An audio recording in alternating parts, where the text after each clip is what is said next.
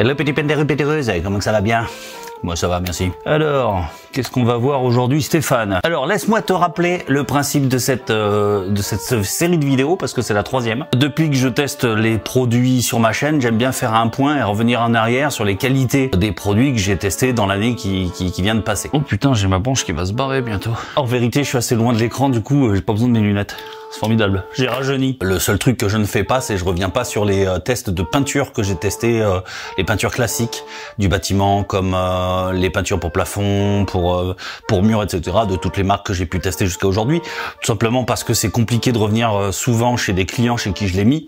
Et voilà, il n'y a pas vraiment d'intérêt, quoi. Une peinture, elle vieillit à peu près de la même manière, donc aucun intérêt même d'ailleurs. C'est pour ça que je me concentre vraiment sur les girafes, les trucs comme ça que j'ai testés. On va parler de quoi en premier? Une fois n'est pas coutume, on va commencer par la marque Grophilex, les dalles Grophilex de métro, celles qui sont en décor dans cette vidéo. C'est quand même le 4e produit de chez eux que j'ai testé. Alors pas fort de la popite, il y a des jours où j'ai pas envie, tiens mon thé, ma tisane va refroidir. Putain, ça brûle, oui. Il est tombé par terre. On reprend. C'est pas forcément des produits que je teste sous forme de collaboration, de partenariat rémunéré, etc. Même c'est pas du tout le cas avec Grophilex. Et puis Grophilex, il y a des produits que j'ai achetés moi-même, que j'ai fait des vidéos, j'ai testé, etc. Donc ça n'a rien à voir avec l'argent, si tu veux. Avec cette marque, j'ai déjà fait une crédence de cuisine, une cabine de douche, un mur de cave, celle que tu vois là. Et ensuite, prochainement, je vais coller des dalles de chez Grophilex sur du carrelage. Ça, je l'avais jamais fait. Donc en fait, à chaque fois, je fais une vidéo originale dans le sens où c'est différents subjectiles pour différentes destinations et ça te permet à toi de voir le panel de produits que la marque a et quel type de produit tu peux mettre chez toi selon la destination de ta pièce. Grophilex, c'est facile à découper, c'est facile à poser et le produit résiste super bien. Le seul petit bémol sur 2 points de la gamme métro, puisque c'est celle-ci dont je parle, ça reste très brillant. À l'image, ça se voit pas forcément, mais ça reste très brillant. Donc les traces de doigts, les trucs comme ça peut se voir très rapidement. En revanche, du fait de son revêtement, c'est très facile à nettoyer. Tu peux lessiver à grande eau, frotter, etc. Le décor tient vraiment bien. Quand ce qu'on veut accrocher est trop lourd, on va donc percer. La dalle se perce très bien, même tellement facilement que si tu utilises pas un petit foret genre métal très fin, tu vas briser complètement le plastique. Alors tu peux essayer avec le scotch et tout, j'ai pas essayé, mais honnêtement, il vaut mieux commencer tout petit avant de venir faire la taille de ton trou. Mais ben, je le signale, c'est tout. Après, pareil sur les coupes, j'ai eu un problème à la fin. Ben là, ça se voit pas, je le filmerai peut-être de plus près.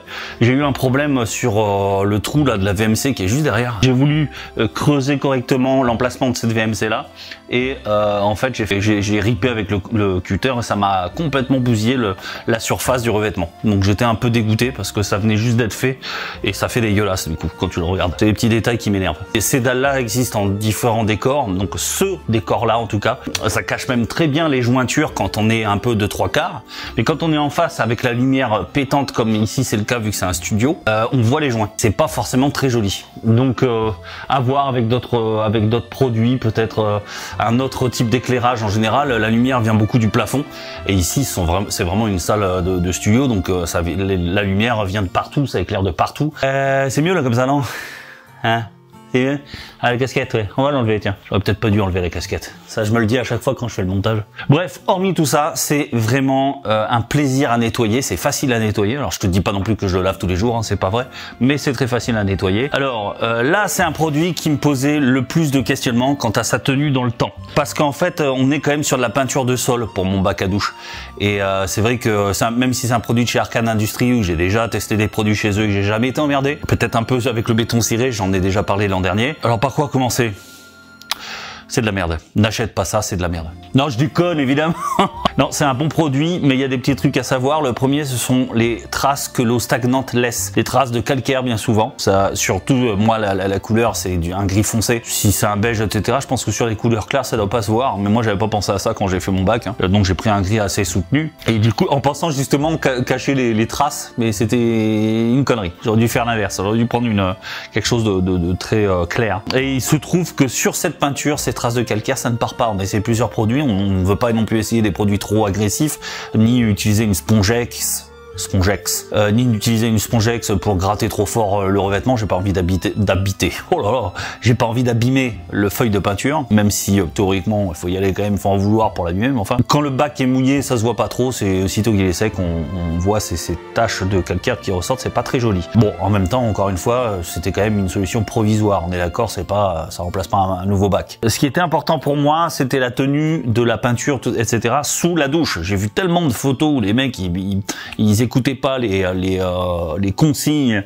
de mise en application de la part du fabricant ou de la part de Dr Peinture dans ses vidéos. C'est vrai qu'on a souvent les impatients qui me laissent un com du genre ah il parle trop dans ses vidéos. Mais non, c'est pas comme ça que ça marche, parce que si t'écoutes pas tout ce que je dis, tu fais une connerie. Par contre là, tu viens là nous casser les couilles avec tes commentaires. Ah comment ça se fait que moi ça a sauté. Hein, on est d'accord? Donc si je parle et que je parle longuement, c'est pas que pour faire des publicités un maximum sur ma vidéo, même si ça compte, et forcément, oui, ça compte. C'est surtout pour donner le plus de détails possible. Sinon, tu regardes une vidéo de Charlie Chaplin et puis voilà, tu rigoles, tu te poiles. Bon, ça va pas t'aider à faire un bac à douche, ça. Bon, bah, on s'en fout. Bon, bref, j'ai pas eu de cul. J'ai eu un pet il y a quelques semaines de ça, et là je parle comme un ch'ti. J'ai eu un pet il y a quelques semaines de cela sur la surface. C'est pas plus gros qu'une tête d'épingle, on est bien d'accord, mais ça fait chier parce que tu te dis ouais super, si je le laisse comme ça va finir par s'ouvrir, ça va partir en poireau le bordel, et puis après ça ressemblera plus à rien. J'en connais l'origine, et ça n'a rien à voir avec Jean, mon beau-père. D'ailleurs, j'aurais pas dit Jean, j'aurais dit Joagne, c'est Jean en basque. En fait, moi, si tu l'as bien suivi, ou si tu as suivi la vidéo, c'était un bac à douche en béton ciré.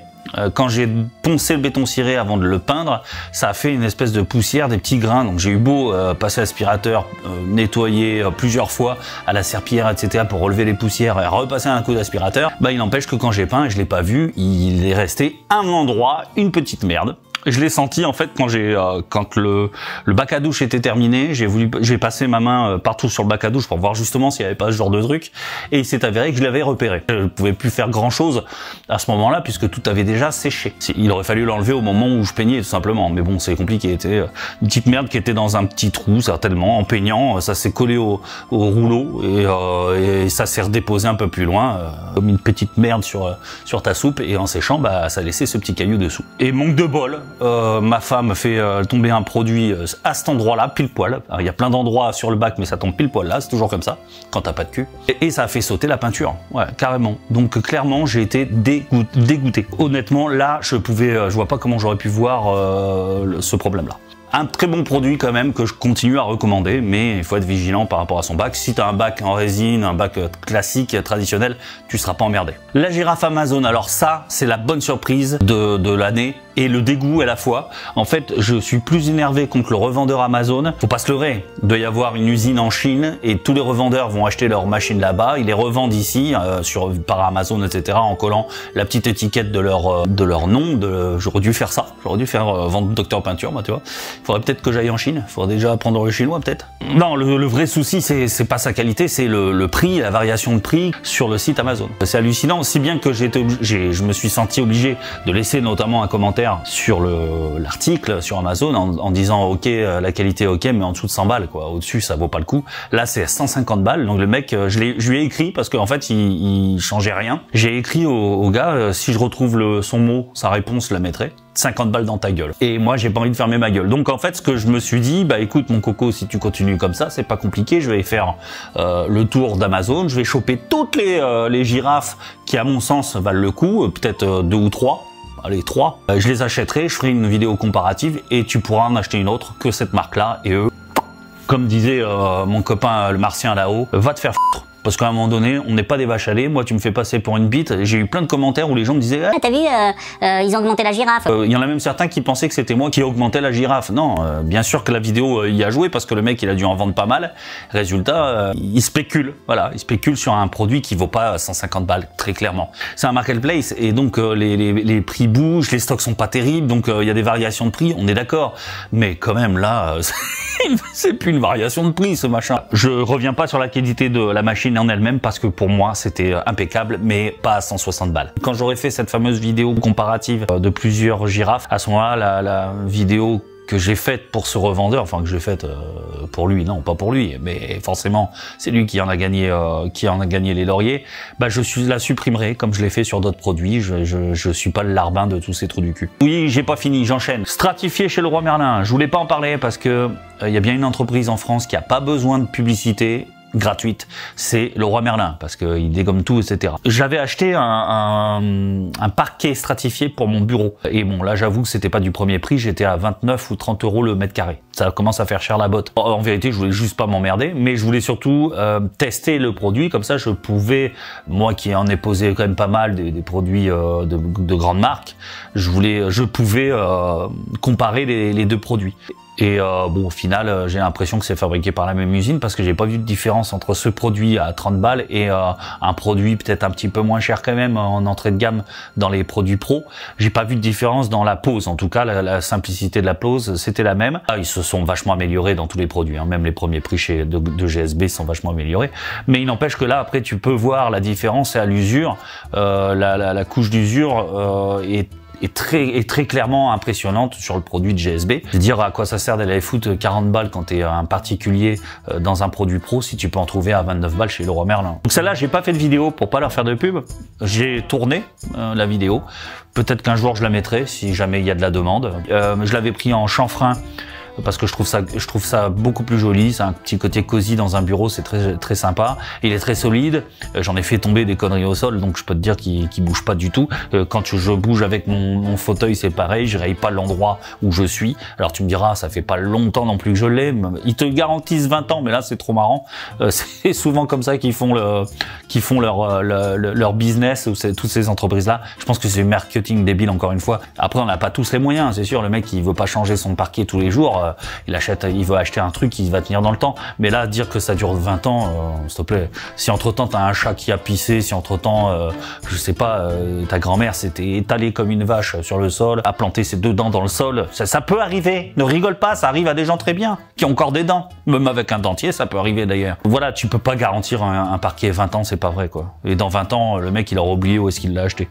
Bon, pour te dire que ça, pour moi, c'est marketing de bite, et je suis pas très fan. Mais c'est un très bon parquet. On va finir, je crois. Attends, je regarde.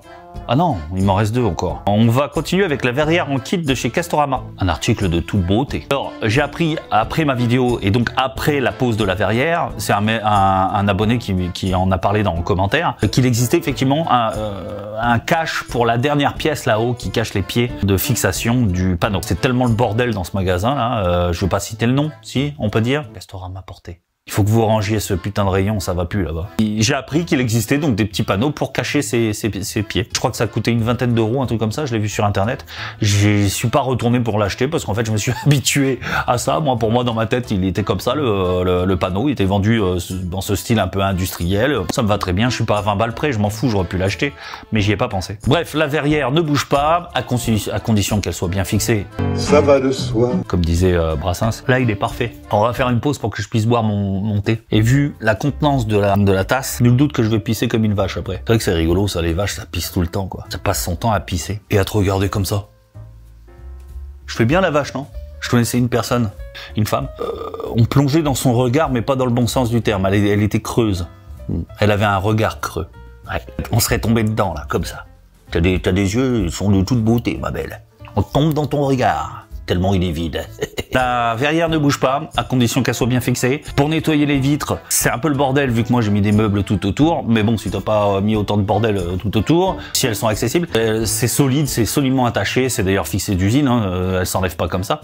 Tu peux bien les nettoyer. C'est assez épais, c'est un carreau assez épais. Je vois pas comment tu fais pour le péter, mis à part lancer une boule de pétanque là-dedans. Je le raye pas non plus, vu que c'est du verre. Pas repéré de pète depuis que je l'ai posé. L'ensemble est très solide. Les panneaux, la plupart sont en alu, les petits en tout cas, les plus gros sont en bois, mais imitation alu. D'ailleurs, il y a un panneau, je croyais vraiment que c'était de l'alu. Quand je l'ai soulevé, j'ai compris que c'était pas de l'alu, vu son poids, et c'était du bois, j'étais surpris. Bref, t'en fous, donc, je pense. Je suis super content de ce produit, et au passage, c'était pas un sponsor, ni un partenariat. Stickers de porte de Isoa, on va finir avec ce produit-là, ce stickers-là que tu vois juste ici. Je rends un petit hommage à une entreprise bien française, justement, où tout est fabriqué en France, où c'est expédié en France, et que c'est du gasoil français, l'électricité française. Et encore, l'électricité, je suis pas sûr s'il y a eu vient pas d'Ukraine maintenant. Le dernier produit, donc pas le moins bon, c'est vraiment un de ceux que j'ai été très bluffé de par sa qualité, la qualité aussi d'imitation. Hein, là j'ai pris une porte de métro, mais un peu taguée. Ils en ont tellement plein d'autres. La vidéo de ce poster aurait pu se limiter à 20 secondes. Ça aurait été con, j'aurais pas fait d'argent, mais ça aurait pu se limiter à 20 secondes tellement c'est à peu près le temps que tu mets à poser ton poster. Tellement c'est à peu près le temps que tu mets, c'est pas français, mais t'as compris. C'est hyper rapide à mettre, t'as pas de bulle, t'as pas de bullage. Le revêtement est super solide. Le revêtement, lui, c'est la top qualité. Il se lessive si jamais tu gerbes sur ta porte.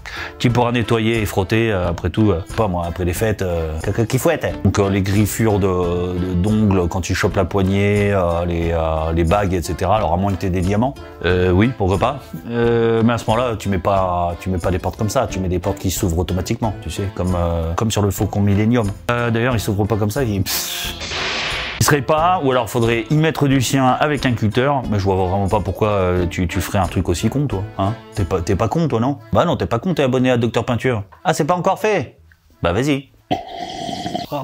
C'est bon, t'es abonné, on peut avancer. Tiens, il y a un truc qu'on n'a pas fait depuis longtemps. N'oublie pas le petit pouce bleu vers le plafond tout propre que tu as peint. Pourquoi? Je suis mignon. À bientôt pour de prochaines aventures. 30 minutes, il faut que ça fasse 15. Je pense qu'on va être plus près des 17.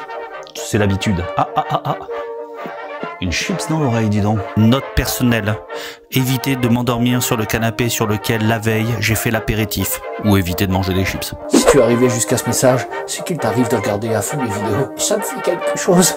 Jadis, tu étais un simple petit pelletaire. Grâce à mes nombreux tutos, tu es enfin arrivé au sommet de la chaîne alimentaire. Toutefois, tu peux pousser ta curiosité à regarder les 2 vidéos que je te propose là. Et n'oublie pas le petit pouce bleu juste en dessous. C'est si mignon. Tu es mon seul espoir.